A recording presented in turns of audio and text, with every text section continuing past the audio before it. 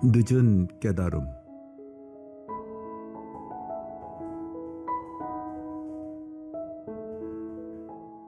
생각해보면 부끄럽기 짝이 없습니다.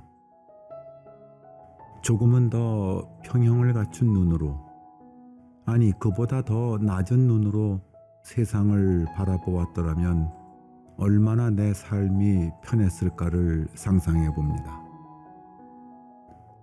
언제나 내 기준으로 남을 보는 나쁜 습관과 이기주의적 삶을 부단히 경계해야만 합니다. 그렇게 하지 못한 것에 대한 결과는 부끄러움과 후회로 되돌아옵니다.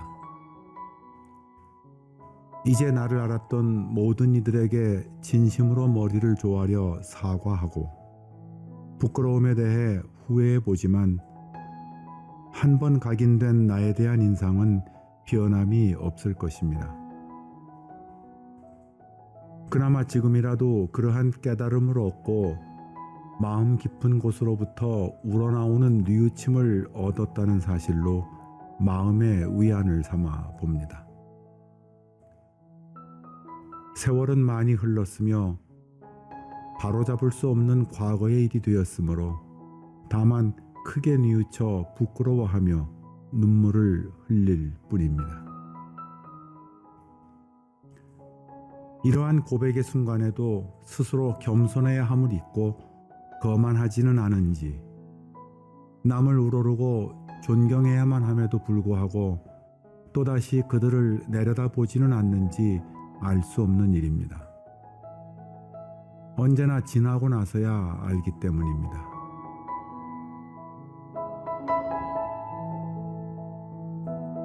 어떤 삶의 행보도 잘못된 것은 없습니다. 다만 그 행보를 결정짓는 우리의 생각이 문제인 것입니다. 그러한 수많은 생각 중에서 어떤 것을 골라내어 인생 행보의 기준과 원칙으로 삼았느냐인데 유감스럽게도 평형을 갖춘 눈으로 세상을 보지 못한 것이 오늘 나에게 큰 후회와 동시에 가르침을 줍니다. 늦기는 했지만 얼마간 시간이 남았습니다. 스스로 경계를 해봅니다. 내 알량한 배움이거나 약간의 부이거나 그럭저럭한 건강이거나 알맞게 둔 자식이거나 부모님의 생존이거나 형제들의 무탈함이거나 등에 대해 자랑함으로써 혹시 남들이 나도 모르는 사이에 나로 인하여 상처를 입는 일이 없도록 말입니다.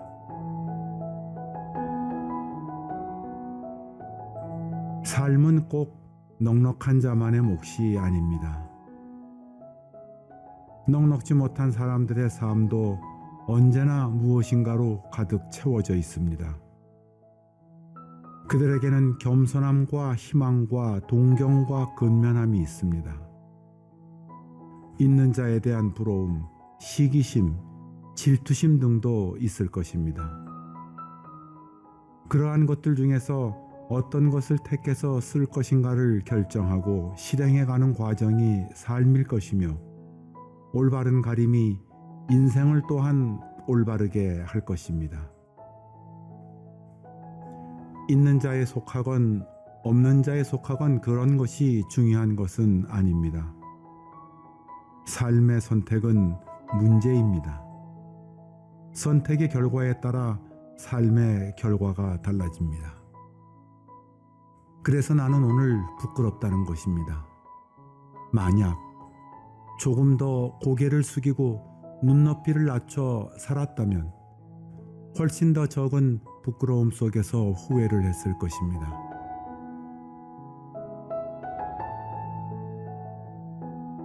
지난 일을 어찌하겠습니까? 아직은 살아야 할 인생이 남아 있으므로 늦기는 했지만 이러한 깨달음도 무익하지만은 않은 듯합니다. 훗날 오늘의 깨달음이 크게 쓰이기를 바랄 뿐입니다.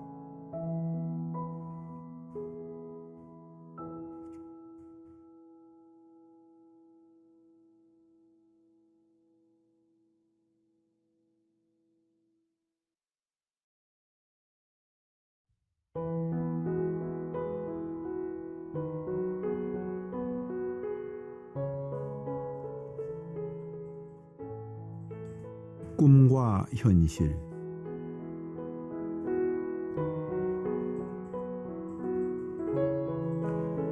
내가 꿈을 꾸던 시절, 미래는 희망차고 광활하고 아득하게 여겨졌다. 그러나 지금은 어떠한가? 아름다운 미래를 꿈꾸던 시절은 기억조차 희미할 정도로 멀어져 있으며 현실은 꿈처럼 그리 아름다워 보이지도 않는다. 일상은 예나 지금이나 크게 달라지지 않은 채로 나이를 먹었을 뿐이다. 지금 나는 영원히 올 것 같지도 않았던 50을 넘긴 나이에 와 있다. 당연히 꿈은 이루지 못했으므로 사라졌으며 아직도 그 꿈이 유효한가에 대해서는 단연코 아니다라고 대답을 할 것이다. 누구든 내 또래는 다 그렇게 변한 듯하다. 각각 제1로 만나기는커녕 전화통화조차도 어려웠던 친구들이 지금은 등산이니 골프니 바둑이니 하면서 잘도 모인다. 마치 오래전에 약속이나 해두었던 듯이 약속만 정해놓으면 열 모이는 것은 일도 아니다.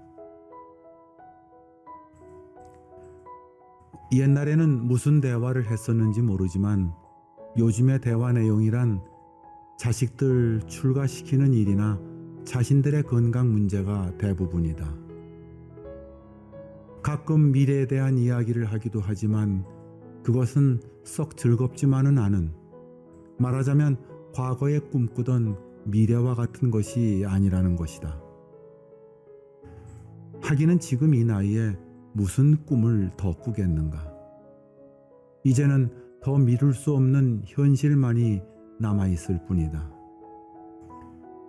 치과에 가서 이를 뽑고 가치나 의치를 해 넣어야만 하고 하루에 2번씩 당뇨약을 희망으로 알고 먹어야 한다. 게다가 슬픈 일이지만 부모는 한 분씩 한 분씩 세상을 떠난다.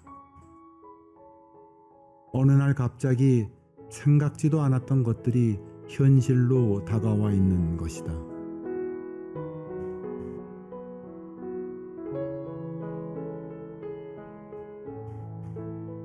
내가 옛날에 꿈꾸었던 미래와는 다르기만 하다. 내가 이룬 것이라고는 남들도 다 이룬 것들 뿐이다. 혼인을 해 아이를 낳아 키웠고 나이를 먹어 귀민머리부터 휘어지기 시작했으며 이는 흔들거리고 덜어는 빠지고 있다. 무슨 꿈을 꾸었던가도 기억에 희미할 뿐이다. 삶이란 그런 것일 게다.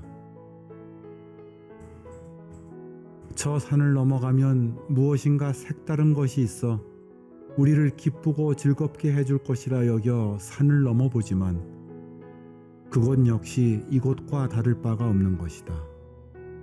남보다 경제적으로 부유한 생활을 해왔던가, 좀 더 책임 있는 자리에서 일을 해왔던가, 지금에 이르러서 느끼는 감정이란 별로 큰 차이가 있어 보이지 않는다.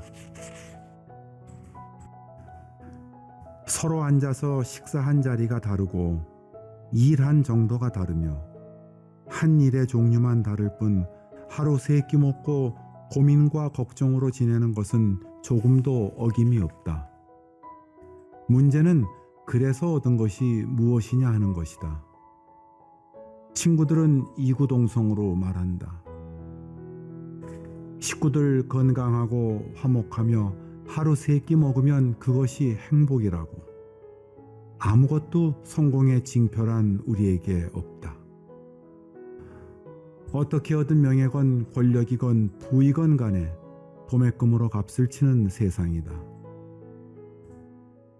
그것을 성공이라고 친다면 큰 잘못 없이 살아와 늘 잔잔한 미소와 행복으로 충만한 웃는 얼굴을 가진 자도 성공한 삶으로 간주되어야만 한다. 어찌 보면 후자가 더욱 어려워 보인다. 왜냐하면 전자가 본인의 성실한 노력과 함께 소위 말하는 운이나 혹은 정당치 못한 수단과 방법으로 이룬 것이라면 물론 일부의 경우이겠지만 후자는 철저하게 자신의 인내와 피나는 노력의 결과로 된 것이기 때문이다. 지금도 이런 생각일진데 죽음을 앞두게 되면 어떠하겠는가? 모르기는 해도 인생의 덧없음을 깨닫고 후회와 회한의 눈물을 흘리게 될 것이다.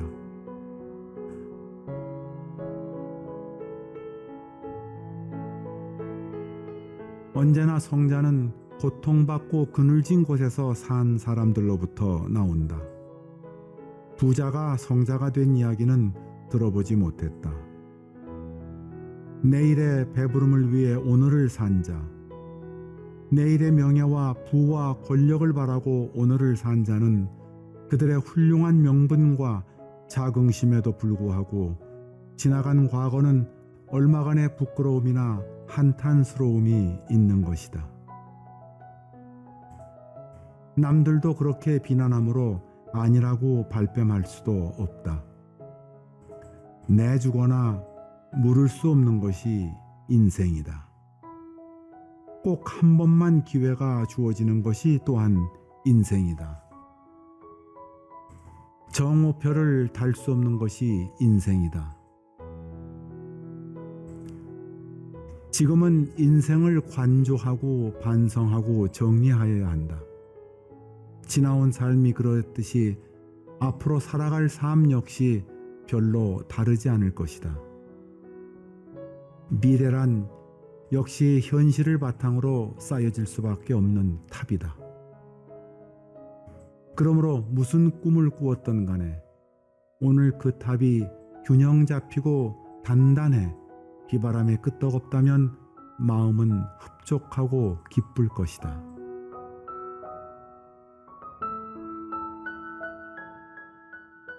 아, 꿈이란 얼마나 허망하고 무미건조한 것이었던가. 힘들여 짊어지고 오던 꿈은 다 어찌하고서 오늘은 가벼움과 허탈함으로 석양에 서 있는 것인가. 왜 몰랐던 것일까? 세월이 가듯 꿈도 덧없이 멀어져 간다는 것을.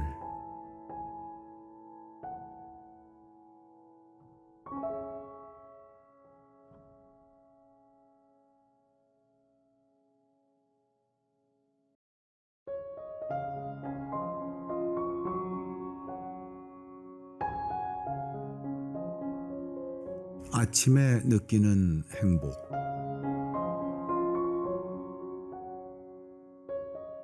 김 2장, 깻잎 3장, 김치볶음 서너 젓가락, 된장국 한 그릇, 그리고 밥 한 공기. 오늘 아침으로 먹은 음식이다. 수저를 놓고 포만감을 느낀다. 커피 한 잔을 곁들이니 한없이 행복하다는 생각이 든다. 동갑내기 유키 구라모토의 피아노 선율이 3평의 공간에 나지막히 흐른다. 아침 새들의 일상적인 지저귀이 그치지 않는다. 시절을 잊은 채 한기를 가두고 사는 방에는 스탠드형 전기난로가 따뜻한 온정을 내뿜고 있다. 아직도 뜯지 못한 창문 밖 비닐로 아침 햇살이 퍼진다. 이 집도 한때 새로 지었을 때는 온 동네에 부러움을 샀으련만 지금은 골동품처럼 쓸모없고 볼품없는 집이 되어버렸다. 마당에는 아무렇게나 돋아난 이름 모를 풀들이 뽑아도 짓궂은 개구장이 마냥 이곳저곳에서 삐죽히 얼굴을 내민다. 비라도 내리고 나면 참으로 가관이다. 그래도 이 집이 좋고 행복하다고 한다면 자기 위안이고 억지일까?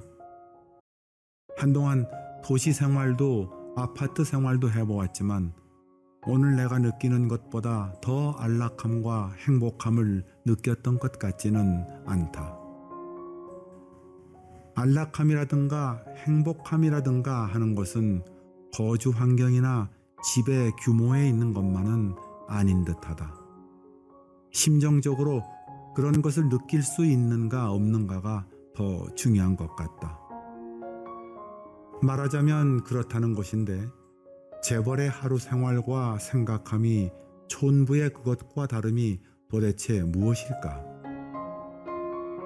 훈제 연어 2조각, 양상추 샐러드, 고기볶음, 생선 2토막.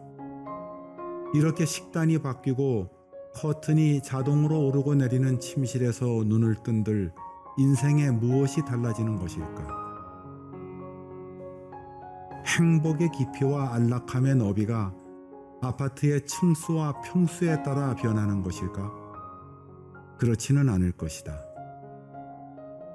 나는 오늘 그들이 그들의 삶으로부터 안락함을 느끼고 행복을 느끼듯이 촌부의 우중충하고 냄새나는 누옥에서도 얼마든지 그것을 느낀다는 말을 하고 싶은 것이다. 그들이 삶 속에서 아파하고 고뇌한다면 그것 또한 세상 사람들의 몫이다. 늦은 아침을 들고 자가용을 타고 일터로 떠나는 사람이나 새벽 첫 차를 타고 꾸벅꾸벅 졸면서 일터로 가는 사람이나 그들의 가슴에 있는 행복은 같은 것이다. 안분지족이라 했던가? 정원의 단풍나무 아래 아무도 모르게 피어있는 민들레를 보라. 민들레의 잎은 5월의 대지로부터 양분을 빨아들여 푸르고 싱싱하며 노란 꽃은 조금의 흐트러짐도 없이 화색 좋은 얼굴을 하고 있다. 제 곁에 키가 큰 단풍나무의 위용에 움츠려들거나 단풍나무를 부러워하지 않는다. 단풍잎 사이로 꿈틀거리며 파고드는 햇살이면 감지덕지이다. 이미 새 잎이 돋아 그 잎이 어린아이 손바닥만해진 단풍나무도 민들레를 깔보지 않는다. 너는 민들레요, 나는 단풍나무일 뿐이다. 그 뿌리가 단숨에 빨아들이는 수분의 양이 엄청나게 다르지만 시기하지도 욕심내지도 않는다. 민들레는 단풍나무의 그것과 비교해 보잘것없는 양이지만 자기의 몫이 딱 알맞고 충분한 양인 줄 안다. 사람들은 그것을 모른다. 썩어서 악취가 나든 쓸모가 없어서 쌓아두든 한없는 욕심에 어찌할 바를 모른다. 민들레가 단풍나무를 탐내어 필요 이상의 양분과 수분을 취하였다면 그 뿌리부터 썩고 없어졌을 것이다. 우리는 이미 민들레는 멸종된 것으로 알아야 마땅하지만 오늘도 민들레는 노랗게 피어 가냘픈 몸매를 바람에 맡긴 채 홀씨를 날리고 있다. 안분지족의 돌을 터득한 까닭이요, 욕심을 버려 죄의 뿌리를 절하였습니다. 그렇지 않고서야 어찌 저렇게 맑고 고운 자태로 피어 웃음을 보낼 수 있으랴. 민들레를 담건 단풍나무를 담건 인간은 무역의 자연을 닮아야 한다. 자연은 언제나 인생의 좌표로 삼을 만한 경고를 주지만 어리석게도 깨닫지 못하고 지나치고 있다. 무관심이요 자만이다. 여지없이 불편함과 어려움을 토로하고야 만다. 누가 만들어준 불편함인가? 누가 만들어준 어려움인가? 삶이 어려운 것은 맞닥뜨린 일을 어렵다고 생각하는데 그 어려움이 있다. 또한 불편함이란 무엇인가? 풍족하지 못하다고 생각하는 부족함의 편견일 뿐이다.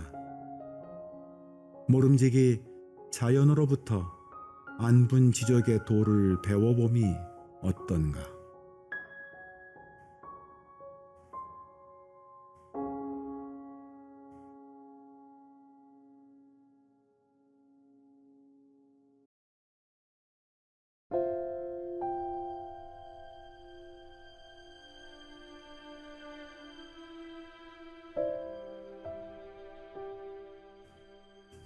친구 부인의 죽음.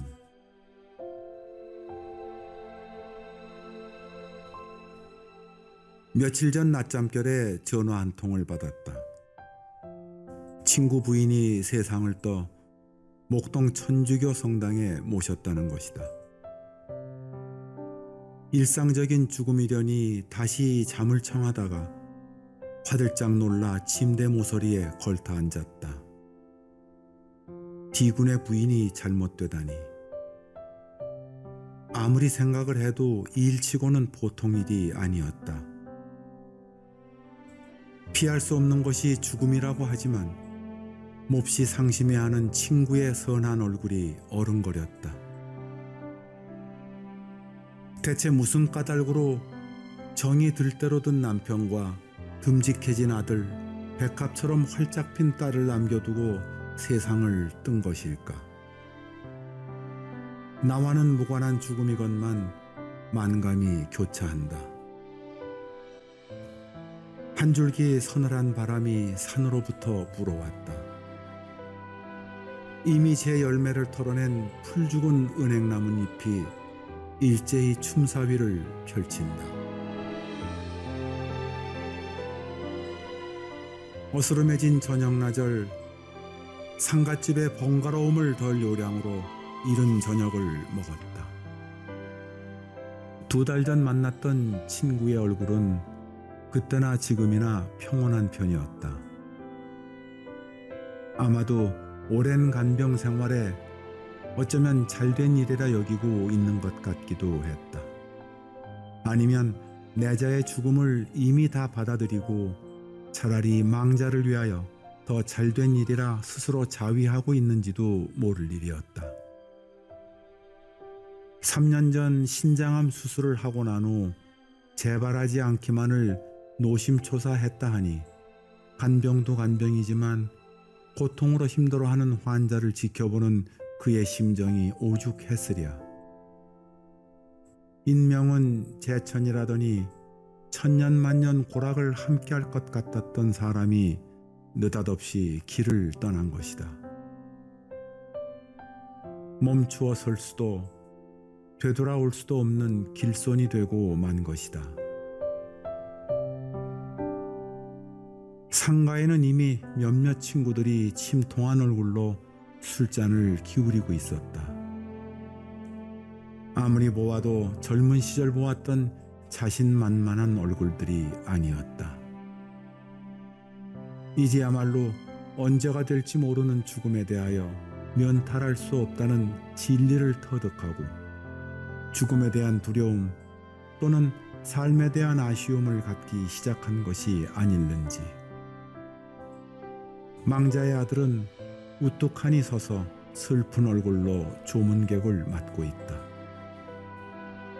20살이나 간 넘었을 법한 딸은 언제부터 울었는지 기진해 울기조차 거북해하고 있다. 갑자기 머리가 휘어진 친구가 눈시울이 벌개진 채 문상객을 맞는다. 생각해보면 죽음은 느닷없이 오는 것이요, 순서를 정하지 않는 것이요, 저간의 사정을 일축하는 생때 같은 것이라고는 하나 나이 50에 맞닥뜨린 죽음은 너무 억울하지 않은가. 언제 죽든 그 나름대로의 아쉬움과 안타까움이 어찌 없으랴마는 머지않아 새로운 인생을 시작하여야 할 자식들을 남겨놓고 눈을 감는 것이 얼마나 힘들었을까. 이제 막 삶이 버거워지고 귀찮아지기 시작한 때에 동무가 되어 서로 의지하고 함께 갈 부인을 잃는다는 것이 또한 얼마나 답답하고 통탄할 일이냐. 친구에게는 한동안 익숙치 않은 생활이 계속될 것이다. 먹는 것도 입는 것도 서먹하고 어눌할 것이다.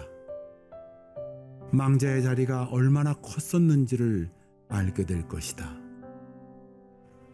50도 다 채우지 못하고 죽기를 어찌 그리 힘겹게 살았을까. 다만 영정 속의 사진이 자애로울 뿐이다. 명복을 빌어보지만 생전에 차 한 잔 대접만 할까.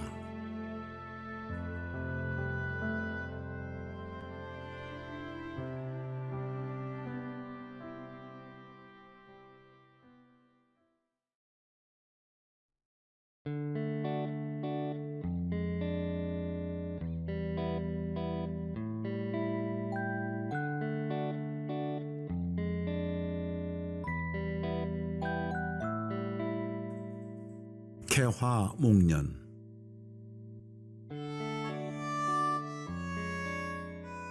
요 며칠 사이 목련과 실랑이를 벌이고 있다. 아침이면 아침대로, 외출해서 돌아오면 돌아온 대로 나 몰래 꽃불을 놓지 않았을까 조바심으로 눈여겨보지만 아직도 놈은 시치미를 뚝 뗀 채 태연자약이다. 어제는 낮 기온이 초여름을 방불케 해 놈이 화들짝 놀라 급기야 꽃불을 피워 올렸으리라 확신을 하고 자다 말고 마당으로 나왔다. 달빛은 목련나무 가지 사이로 교교히 흐르는데 꽃불을 지피려는 조짐은 어디에도 없다. 아무래도 금년은 윤달이 있음을 아는 것일까. 할 일 없이 달빛 가득한 마당만 서성이다가 아직도 겨울인 줄 아는 밉살스런 앵두나무와 수박나무만 나무라고 다시 잠자리에 들었다.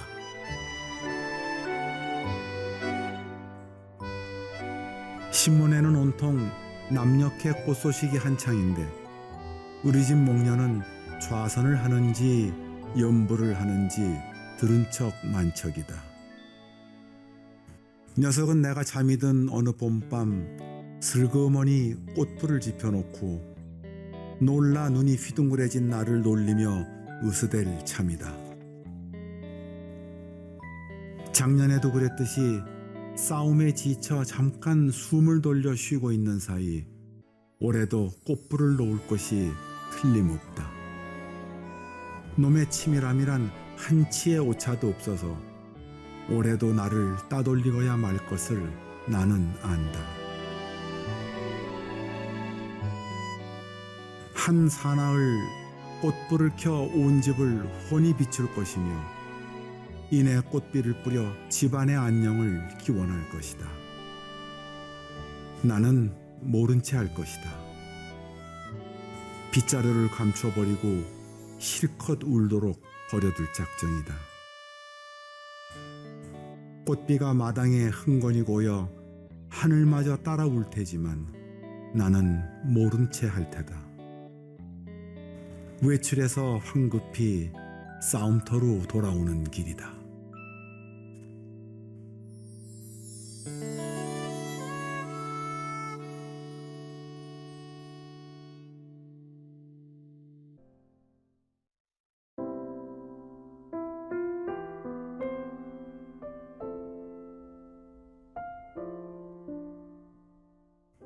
굽은 소나무론.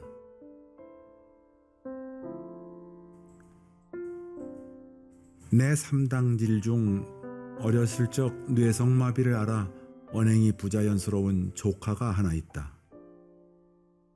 그에 관해 관심이 없었으므로 그에게는 미안한 말이지만 차라리 없는 것만 못하다고 생각하는 것이 유일한 관심이었다. 그가 몇 살이나 먹었는지도 모른다. 나의 삼종 형님이신 그의 아버지는 몇 해 전 위암으로 돌아갔다. 벼슬이라 할 것도 없긴 하지만 면장을 지낸 분이다. 스라에는 아들 삼형제와 딸 하나를 두었는데 두루 총명해 모두 명문대학을 나오고 지금은 각자가 속한 곳에서 중견 간부로 재직 중이다. 다만 막내가 혼사를 치러야 했음에도 불구하고 신체적 결함 때문에 늙은 호로미와 함께 지내고 있다는 사실이 안타까울 따름이다. 이럭저럭 자식 농사는 잘 지은 셈인데 다만 막내가 성취를 않으니 자나깨나 늘 그가 걱정이다. 형님이 돌아갔을 때 수도 없이 밀어닥치는 조화와 기름기가 흐르는 용모에 단정한 옷을 차려입은 서울 양반들의 끊이지 않는 문상이 자식들의 성공을 증명하고도 남음이 있었다. 그러나 형수의 걱정이란 두 아들의 성공과는 무관하게 막내에게 쏠려 있을 것이다. 오늘 아침 볼 일이 있어 집을 나서는데 늙고 꼬부라진 노파가 차를 기다리고 있었다. 형수는 당뇨가 있어 치료차 병원에 가는 길이다 했다. 마침 그곳을 지나기에 동행할 수 있었다. 구부러진 소나무가 선산을 지킨다는 옛말이 있다.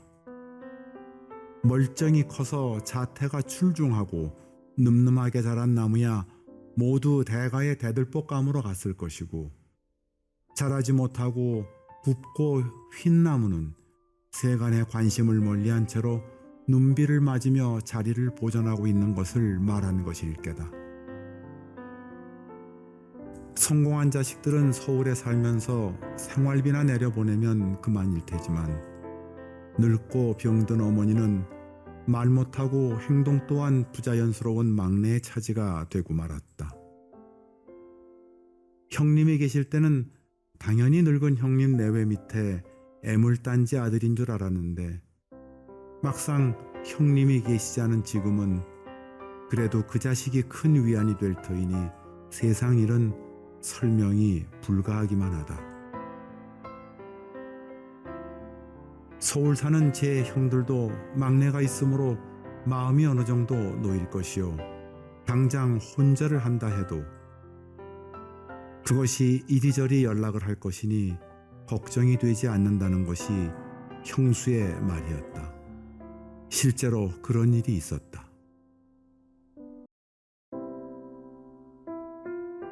그는 비록 불구지만 생각이 깊은 청년이다.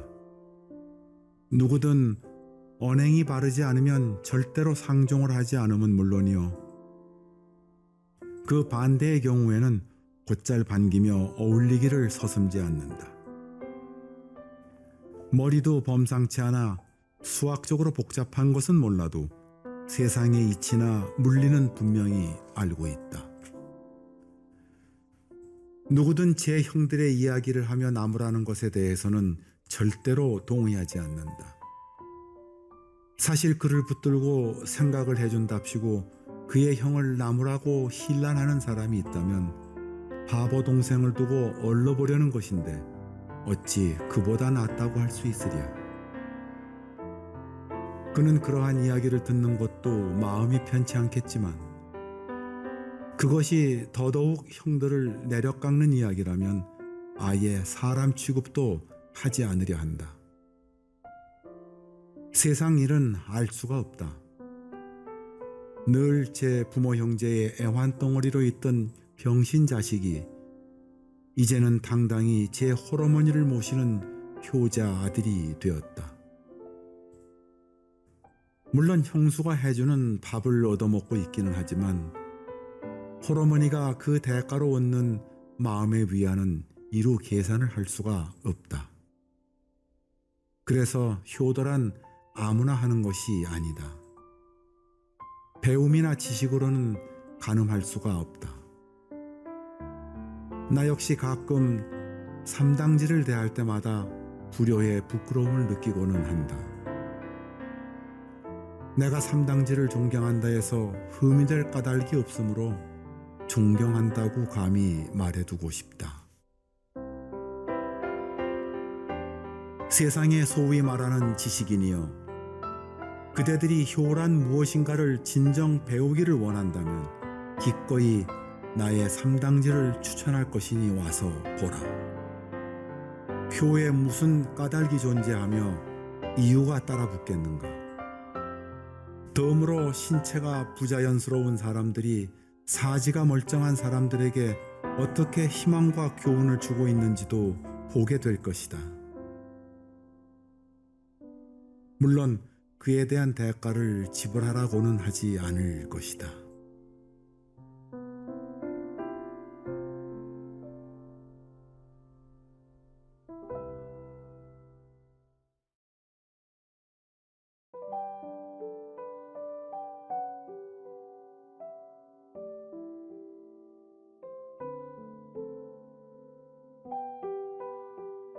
누옥에 관하여.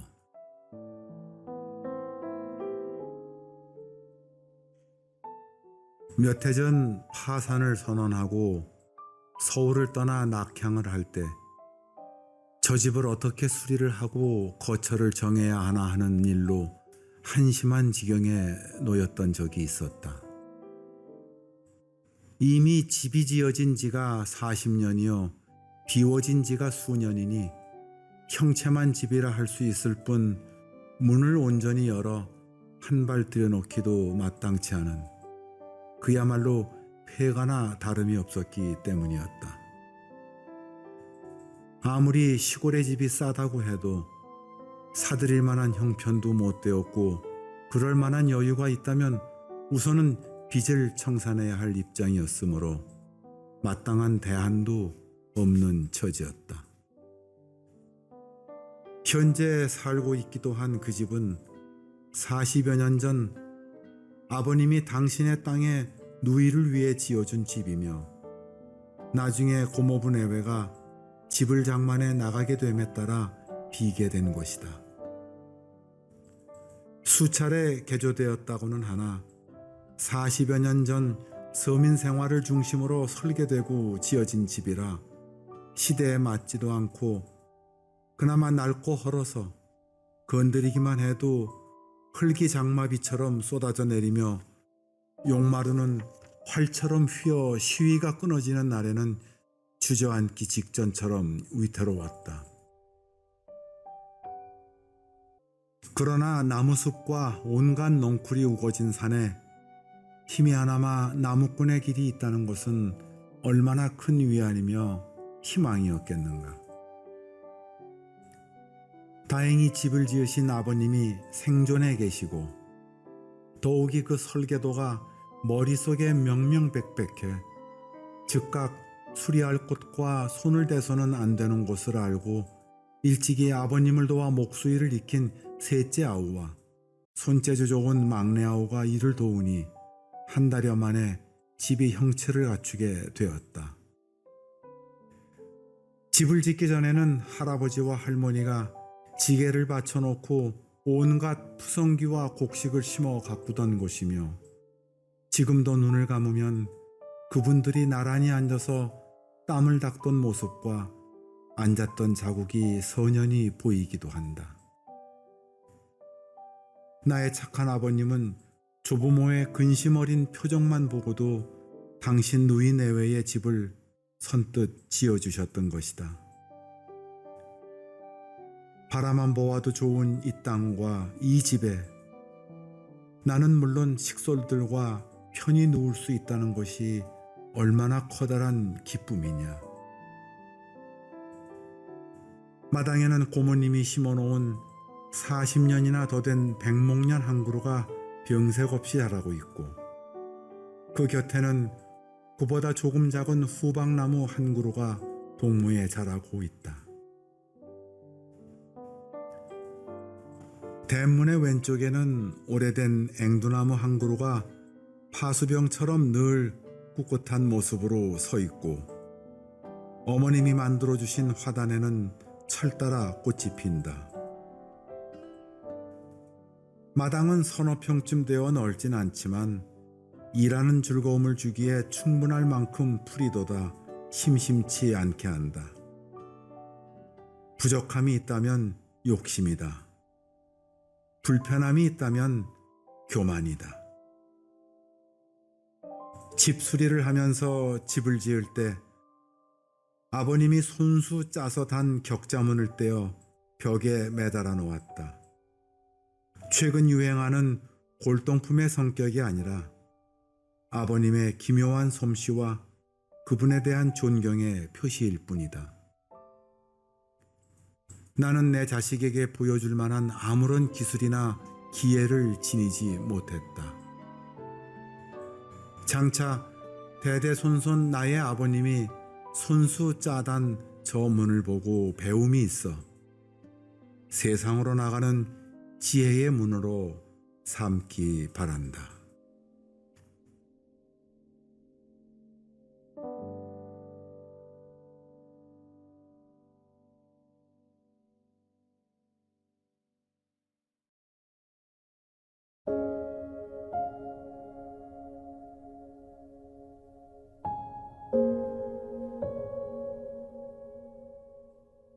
죽음을 앞둔 친구와의 만남.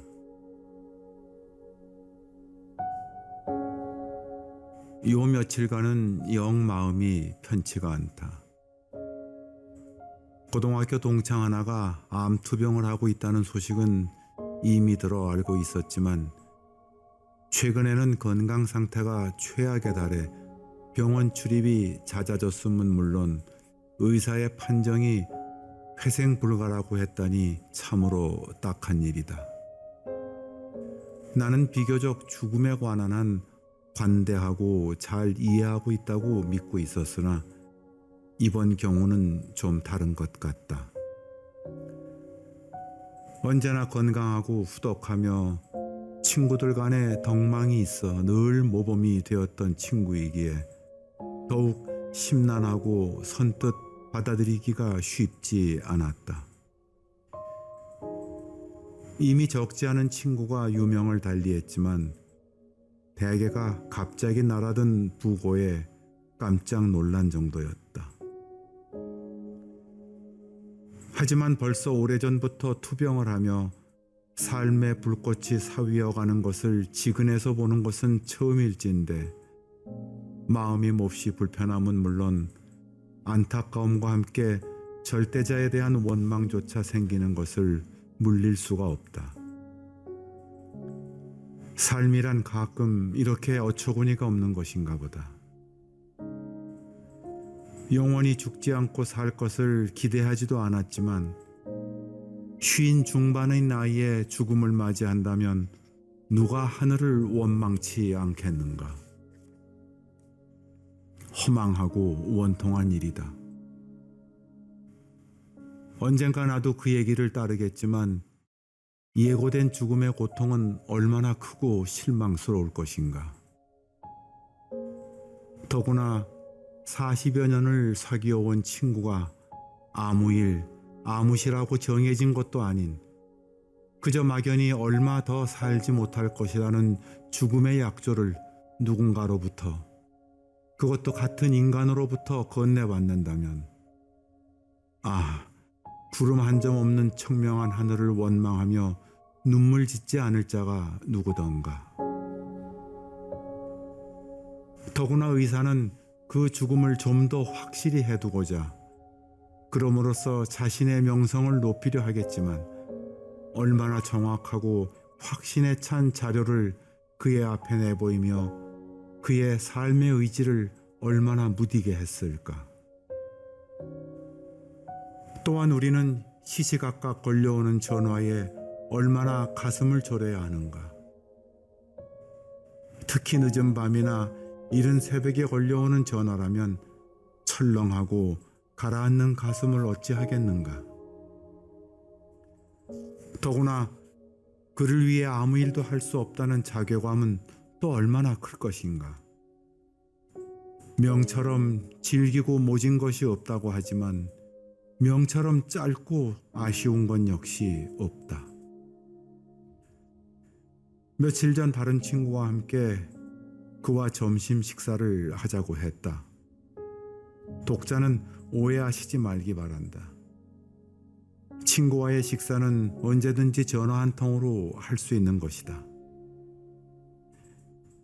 남들은 내가 언제부터 친구를 그리 깊게 생각해 왔느냐고 고개를 가로젓겠지만 누구나 이쯤 되면 인본주의자가 되지 않고는 못 베길 것이다. 나는 점심 약속이 아니더라도 얼마든지 그를 만날 수 있었지만 불행하게도 그는 나를 너무나 잘 알고 있어 거짓이 탄로날 것을 두려워했다. 그래서 내키지는 않지만 송별회를 점심으로 하자고 했던 것이다. 나는 아무래도 지금쯤 식사를 해두는 편이 좋을 듯하여 그의 절친한 친구인 L형을 통해 점심이라도 함께 하고 싶다는 뜻을 전했다. 사실 내키지 않는 약속이었지만 그렇게라도 해두지 않으면 마음이 편치 않을 것 같았다. 우리는 분당에 생태찌개를 잘 끓인다는 집으로 갔다. 한 집 건너 옆집은 개점 휴업인데 이 집은 줄을 서서 기다려야만 했다. 친구의 자그마한 배경으로 일찍이 자리를 잡을 수 있었다. 친구는 야, 돈 벌기가 얼마나 쉬운지 알겠지? 하고 채 나의 대답이 있기도 전에 그런데 말이야, 저 집 좀 봐라. 돈 벌기가 얼마나 어려운지 말이야. 하고 말문을 닫았다. 우리는 3인분의 찌개와 1인분의 내장을 추가로 주문했다. 아마도 나를 위한 배려인 듯 싶었으나 아무리 맛있는 음식이라도 내 입맛은 내 혀에 있는 것이지 주방장의 재주가 다 무슨 소용이 있단 말인가. 특히 오늘 같은 날 겨우 밥 반 공기 먹기를 이리저리 차를 몰아 사람이 구름처럼 모여 기다리는 음식점이라니 친구란 이래서 좋은 것인가. 힘들고 야윈 몸을 이끌고 반갑지 않을 수도 있는 방문객을 최고의 식당으로 안내하고 있는 인내심을 발휘하고 있었다. 그는 이미 내가 온 까닭을 너무나 잘 알고 있을 것이다. 친구는 천연덕스럽게 죽음이란 나의 일이 아니며 아직도 오랫동안 살 것처럼 태연자약했다. 우리는 인생을 이야기하고 일상사를 논했지만 한 번도 그 친구는 자신의 죽음과 연관지어 말을 하거나 의기소침해하지 않았다. 솔직히 말해서 나는 그가 밉살스러웠다. 식후 커피는 결코 달지 않았다. 그의 집 앞에 당도해 나는 운전석에 앉은 채로 인사를 했다. 언제나 그랬듯이 특별히 차에서 내려 인사를 한다면 저 빌어먹을 친구가 집에 들어가 울 것만 같았다. 그는 뒷자리에 앉은 채로 내 오른손을 두 손으로 으스러지도록 잡았다. 아마도 그는 속으로 울고 있는 듯 했다. 나는 백밀러로 그가 집으로 들어가는 것을 확인하려 했으나 그는 나의 차가 무사히 아파트 밖으로 빠져나가는 것을 확인해 두려는 듯 한동안 그곳에 서 있었다. 나는 더 이상 뒤를 돌아볼 용기가 나지 않았다. 다만 바람이 있다면 세상 일 훌훌 털어버리고 가벼운 마음으로 새처럼 훨훨 날아가는 친구의 모습을 지켜보고 싶을 뿐이다. 친구여, 부디 마음을 편히 하시게.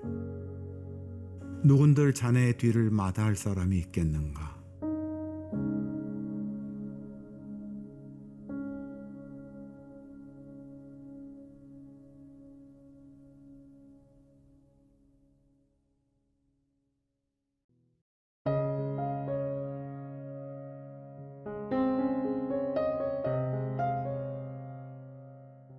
검은 뿔테 안경. 1990년 초 회사 일로 인도네시아를 드나들던 때의 일이다. 해외 투자가 비교적 자유스러워지고 용이해지면서 그곳에 공장을 하나 마련해 볼까 하고 장기간 출장을 한 적이 있었다. 일이 끝나면 인도네시아 호텔 뒤편에 있는 한국 음식점에서 종종 식사를 하곤 했으며 주말이면 2층 노래방에 가서 술 한잔하면서 노래를 하곤 했다. 그럴 때면 을에 술시중 두는 아가씨를 불러 앉혀놓고 고래고래 소리 지르며 고향 노래를 부르곤 했는데 어느 날 직원과 함께 간 술자리에 어지간히 못생긴 아가씨가 주인을 따라 들어왔다. 사람을 내치지 못하는 성격이라 직원의 만류를 뿌리치고 시중을 들도록 옆에 앉혔다. 서로 시원치 않은 영어 실력으로 대화를 나눈 끝에 그녀의 고향이 동부 자바섬의 옛 고도인 족자카르타라는 사실과 공부하는 막내 동생을 뒷바라지하기 위해 이곳에와 무역회사의 비서로 일하고 있다는 사실을 알게 되었다. 비서직의 월급만으로는 먹고 사는 일도 어려워 어쩔 수 없이 퇴근 후에는 이곳에 나와 호스테스 일을 한다는 것이었다. 말 그대로라면 참으로 훌륭한 누이였다. 시정일관 앉아있는 품새나 어투가 함부로 다루어도 좋을 그런 사람으로는 보이지 않았으며 무염이 있어 보이기까지 했다. 농담 삼아 내일 저녁이나 하자고 하며 헤어졌다. 아마 그녀도 농담 삼아 그러자고 대답을 했으리라. 그녀의 명함에는 무슨 무역회사 비서 아무개라고 적혀 있었다.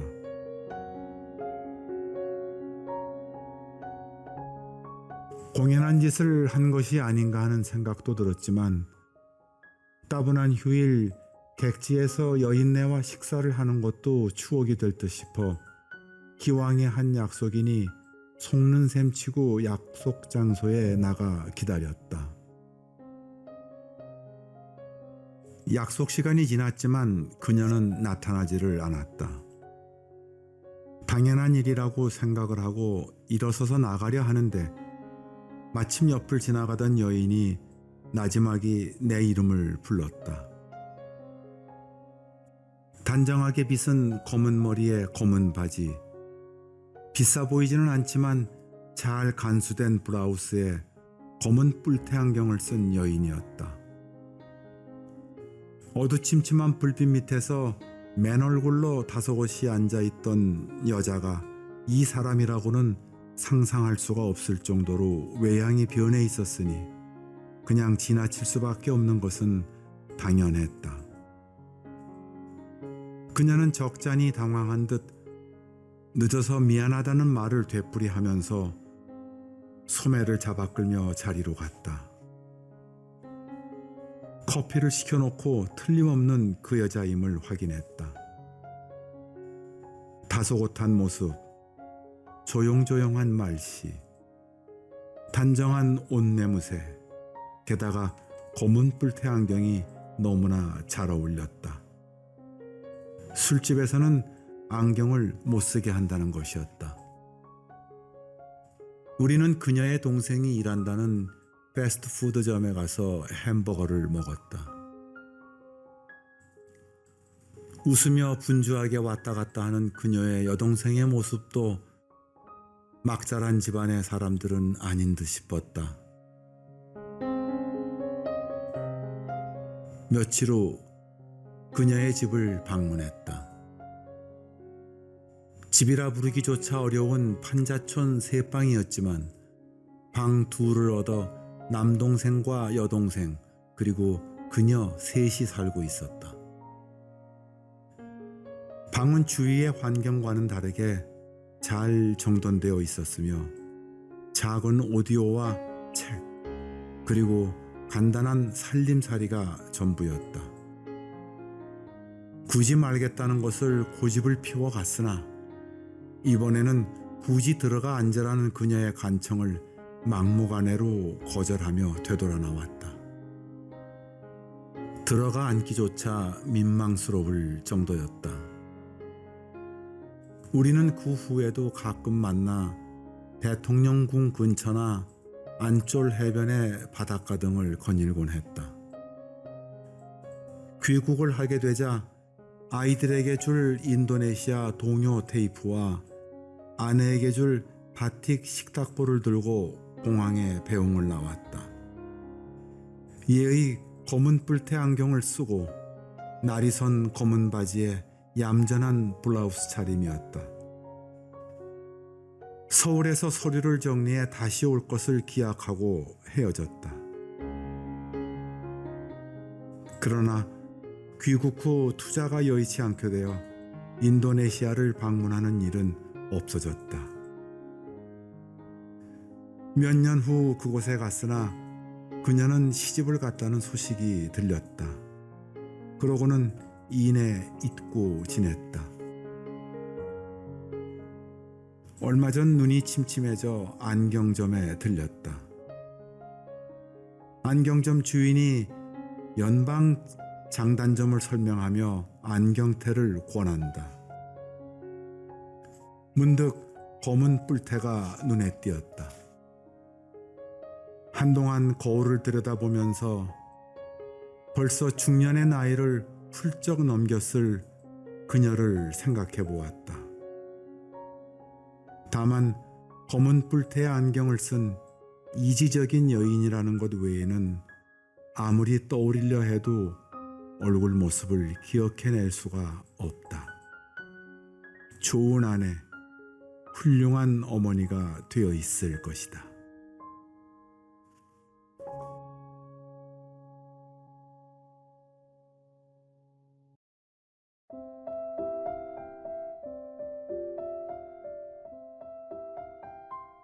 인형. 사람이 든 자리는 없어도 난 자리는 있다고 하더니 아이들이 한꺼번에 재공부하는 나라로 모두 떠나버리고 나니 허전하기가 이만저만이 아니다.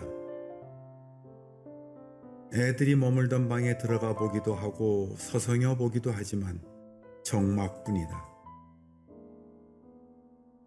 며칠 전 딸애가 쓰던 방에 들어가 이것저것 뒤적거리던 끝에 손때가 묻어 꾀조재한 인형 몇 개를 발견했다. 딸의 나이를 보아 최근에 샀을 리는 없고 중학교나 고등학교 저학년 무렵 샀을 법한 것들이니 아마도 7, 8년은 좋게 되었으리라. 그러니 그 꾀조재함이란 뗏물이 줄줄 흐르는 겨울난 거지의 무명 옷깃과 다르지 않았다.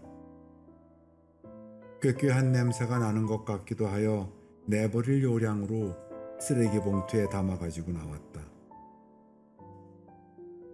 쓰레기통에 넣으려는 순간 잘 빨아서 어린 조카들에게 준다면 곧잘 가지고 놀지 않을까 하는 생각이 불현듯 들었다. 세제를 풀어 대충 꾹꾹 눌러 뗏물을 뺀 다음 건조대 위에 올려놓았다. 곰 2마리, 복술강아지 1마리, 텔레토비 인형이 하나 해서 모두 4개의 인형이었다. 난생 처음 목욕을 하고 난 녀석들은 제각기 눈을 반짝이며 건조대 위에 나란히 앉아 있었다. 생명이 없는 인형이라고는 하나 물에서 건져낸 꼬락서니가 우습기도 하고 딱해 보이기도 하였다. 형제가 적은 요즘 세상에 태어난 딸애가 잠자리에 들 적마다 저것들을 위안 삼아 끼안고 잤을 것을 생각하니 조카들을 주는 것까지도 망설여졌다. 23살이나 먹었다고는 하지만 아직도 내 눈에는 천방지축 마냥 어린아이로만 보이니 없애버리고 난 후 서운해하는 모습이 눈에 밟혔다. 게다가 시간이 흐를수록 인형들이 마치 살아있는 듯 느껴지는 것이었다. 복슬강아지 인형에게서는 강아지 냄새가 푹 끼고, 곰인형은 언젠가 아이들과 함께 동물원에서 보았던 새끼곰의 선한 눈망울로 나를 보고 있으며, 텔레토비 인형은 딸애에게 무슨 긴한 말을 하려는 듯이 벼르고 있었다. 유난히 잦은 비에 며칠을 두고 말려 보송보송해진 인형을 들고 어찌 처분할까 생각하던 끝에 다시 큰애의 방에 들여놓기로 했다. 사달라고 칭얼거리며 떼를 쓰는 어린 것들에 못 이겨 그 값을 묻고는 진짜 배기 강아지보다 결코 싸지 않음에 놀란 적이 있었다. 그런데 오늘 그 인형들이 연민의 시선을 보내며 제발 버리지 말 것을 간청해오고 있는 것이다. 물론 인형들이 감정을 담아서 내게 보낼 리 없다. 허나 나이를 먹은 탓에 훌쩍 떠난 아이들을 야속해 하던 차에 분시처럼 갖고 놀던 인형을 보고서 마음이 움직였으니 녀석들이 나를 감동시킨 것이 아니고 무엇이랴. 더욱이 시절은 가을이라 소매 끝으로 스며드는 바람이 차 아이들을 부둥켜 안고 싶게도 하고, 여러모로 힘든 생활이 아이들을 그립게도 한다. 큰애의 방에 인형들이 가지런히 앉아있다. 전처럼 방 출입을 하는 나를 서글프게 하지 않는다. 이 가을에 살이 조금은 오른 것 같기도 하고, 청명한 가을 날씨에 잘 익은 밤톨 같은 눈이 유난히 반짝거리는 듯 싶기도 하다. 내가 이러할진대 한창 마음이 여렸던 시절 딸애의 인형에 대한 애정은 각별했으리라. 애비를 껴안고 함부로 울 수도 없었던 소녀 시절, 마침 인형을 꼭 껴안고 얼마나 맑고 고운 눈물을 흘렸으랴. 뒤없는 소녀의 순수하게 그지없는 눈물을 먹고 자란 인형이다. 목욕을 끝내고 물기를 털어 가을 햇볕에 잘 말려내니 더더욱 귀여워 못 견디겠다. 오늘은 저 녀석들과 함께 가을밤을 잠들어 볼까 한다.